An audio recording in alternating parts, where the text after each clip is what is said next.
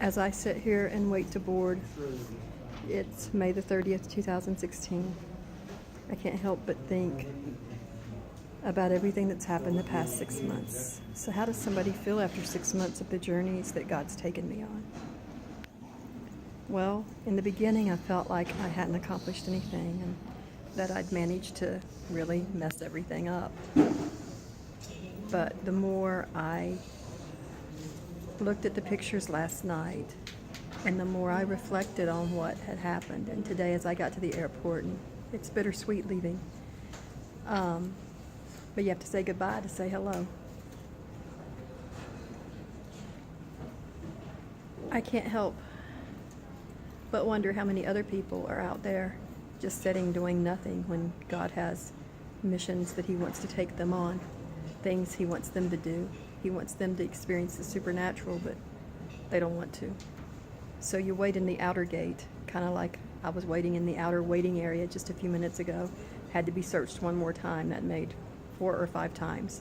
The first time you pull up outside the airport in the car, and everybody's got to get out of the car except the driver, and you go through, and you have to go through a metal detector, and then you can get back in the car on the other side.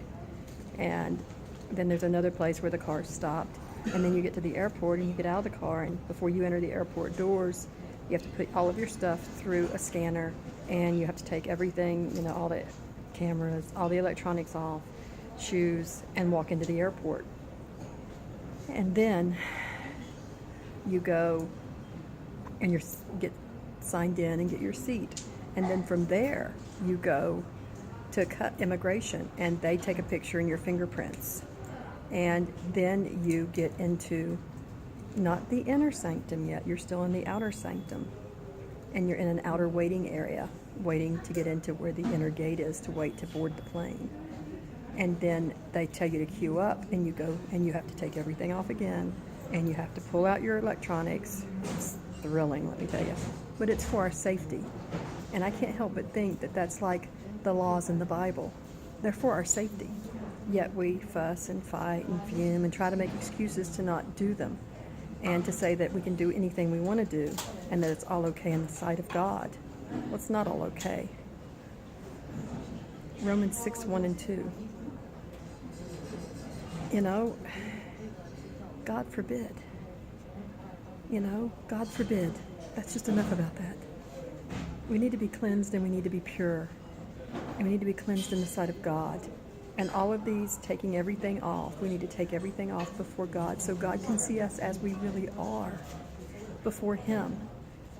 So it's time for us to be real before God and let God draw us into the inner sanctum. And if we have to go through another purging process to get closer to Him, it's worth every step of the journey, every single step.